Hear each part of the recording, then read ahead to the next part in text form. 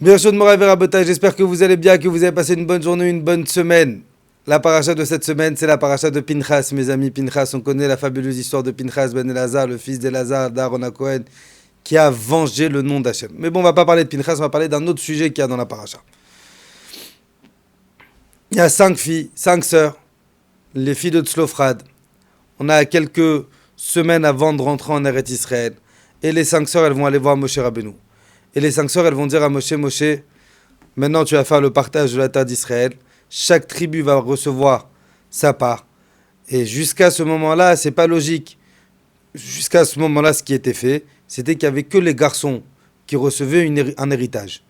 Et les filles, elles disent à Moshe, ces 5 sœurs, elles disent à Moshe, c'est pas juste. Notre père, il est décédé sans avoir de garçons. Alors quoi? Parce qu'Hachem lui a pas donné de garçons. Nous, on va perdre notre part en héritage. Nous aussi, on veut notre terre. Moshe il dira, Bota, il n'y a pas de problème, je demande au bon Dieu. Moshe, il fait rien sans demander à Hachem. Moshe, il va demander à Hachem. Hachem, il va dire à Moshe, elles ont raison. Dans le cas où il y a des garçons, c'est les garçons qui héritent, à part si bien sûr le père il fait un testament, etc. S'il n'y a pas de testament ni rien, dans le cas où il y a des garçons, c'est les garçons qui héritent. S'il n'y a pas de garçons, les filles, elles héritent. Quand la Torah va nous raconter la suite, quand Moshe va voir qu'on parle d'héritage, etc., Moshe va dire, c'est peut-être le moment que je vais prier pour l'héritage de mes enfants. Je veux que mes enfants, ils prennent ma place. Je veux que mon fils, je sais que je vais mourir, je sais que je ne vais pas rentrer en Israël, Moshe, il dit. Je veux que mon fils, il prenne ma place. Et Moshe, il va demander à Hachem, Hachem, vu qu'on parle maintenant d'héritage, tu as donné la part aux filles de Tzlofrad, est-ce que mon fils, il va mériter? Et Hachem, il lui dit non. Hachem, il lui dit, ton fils, il ne pourra pas t'hériter. Il y a des raisons d'Akadosh Baruch Hu, pourquoi les enfants de Moshe, ils n'ont pas hérité Moshe Rabbeinu. Celui qui va t'hériter, c'est va être Yehoshua Binoun. Je vais vous raconter une petite histoire pour réussir à comprendre ce qu'Akadosh Baruch Hu, il a voulu faire comprendre à Moshe. Il y a un jour, il y a un chien. Un chien. Il était dans une famille, bien élevée, de bonne famille. Ils l'ont éduqué, ils l'ont appris à s'asseoir, à se lever, à tendre la papate, à faire un chien. Et un jour, malheureusement, les maîtres, ils ont décidé de se débarrasser du chien. Donc, malheureusement, ils vont prendre le chien, ils vont aller dans la forêt et ils vont jeter le chien dans la forêt. Et le pauvre, le chien, il sait que dans la forêt, il y a des bêtes féroces, il y a des loups, il y a des lions, il y a des ours. Et il ne sait pas quoi faire, et il n'est pas bien, il sait qu'il a sa vie en jeu. Et là, il croise un hibou. Et le hibou, il voit que le chien, il n'est pas bien. Il lui dit, qu'est-ce que t'as? Il lui dit, écoute, j'ai peur, je ne sais pas comment faire, je ne sais pas comment je vais survivre. Il lui dit, il n'y a pas de problème, je te donne une idée. Déguise-toi. Tu sais, dans la forêt, on a des bêtes féroces, on a des lions, on a des ours. Alors choisis ou un lion ou un ours et tu verras que personne ne va venir t'embêter. Choisis un déguisement. Trouve un lion qui est mort, trouve un ours qui est mort, prends leur peau, habille-toi avec leur peau et tu verras que personne ne t'embête. Le chien il dit oh, quelle idée magnifique, quelle idée de génie, je vais me déguiser en ours, les gens ils vont avoir peur de moi, on va me respecter, on va machin, je vais avoir la vie sauve. Mais qu'est-ce qu'il fait? Il a dit je vais pas me déguiser uniquement en ours, je vais me déguiser en ours et en lion.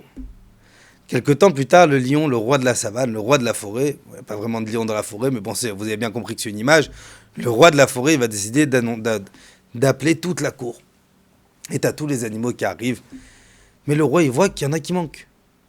Le roi, il se retourne vers son conseiller qui est le renard. Il dit, qu'est-ce qui se passe? Ils sont où tout le monde? Lui dit le renard, lui dit, écoute, votre Altesse, il y a un animal nouveau, on ne sait pas comment il est venu. On ne sait pas ce que c'est, on ne sait pas si c'est un ours, on ne sait pas si c'est un lion, on ne sait pas ce que c'est. Mais il fait peur à tout le monde et il commence à prendre ta place. Le lion, il regarde le renard, il lui dit, va voir, va te renseigner. Le renard, il arrive devant. C'est ce spécimen, c'est cet animal qu'il n'a jamais vu, qui fait peur. C'est un million, mi-ours, c'est incroyable. Alors le renard, il s'approche, il lui dit, mais dis-moi, j'ai une question à te poser, on n'a jamais vu un lion et un ours. Tu es quoi? Qu'est-ce que tu es? Alors le chien, il va répondre au renard, il va lui dire, bah écoute, j'ai la forme de l'ours, parce que du côté de ma mère c'était une ours. Ah ok, mais lion, d'où t'es un lion? Alors il lui dit, le chien, il lui dit, j'ai la forme du lion, parce que du côté de mon père, c'est des lions. Alors le renard, il réfléchit, il dit, ok, tu m'as dit qui était ton père, tu as dit qui était ta mère, mais toi, t'es quoi, toi? Et le chien, il va sourire, il va enlever les déguisements, il va dire, bah moi, je suis un chien. Le moussard qu'on apprend de là, c'est ce que Akadosh Baruch Hu, il a voulu apprendre à Moshe Rabbeinu. Peu importe qui est ton père, peu importe qui est ta mère, si on ne se travaille pas par nous-mêmes, si on ne fait pas les efforts par nous-mêmes. Voilà, je parle pour moi le premier. Je peux être le fils du tzaddik de la génération de Rabbi David. Je peux avoir été éduqué dans la Torah, dans les mitzvot. Mais si moi, je ne me travaille pas sur mon Yetzer Hara à moi, j'ai beau descendre d'une famille prestigieuse, mais si moi, je ne me travaille pas sur moi, Hachem, il a voulu apprendre quelque chose à Moshe Rabbeinu et c'est un klal pour vous, Rabotai. La Torah n'est pas un héritage. La Torah, c'est pas quelque chose que tu reçois en héritage. La Torah, c'est tu te travailles pour l'avoir. Et même si nos parents, ils étaient pas religieux, si toi, à partir de maintenant, tu commences à décider à servir à Kadosh Baruch Hu de tout ton cœur, eh ben toi-même, tu peux devenir le plus grand des tzadikim de notre génération. Hachem, il a voulu apprendre à Moshe Rabbeinu, c'est vrai que toi, t'es Moshe. C'est vrai que toi, t'es le Goël. C'est vrai que toi, t'es le sauveur. Mais malheureusement, ton fils, il s'est pas travaillé sur lui-même pour atteindre le même niveau que toi. Il s'est reposé sur ses acquis. Je suis le fils de Moshe Rabbeinu. Ça suffit pas.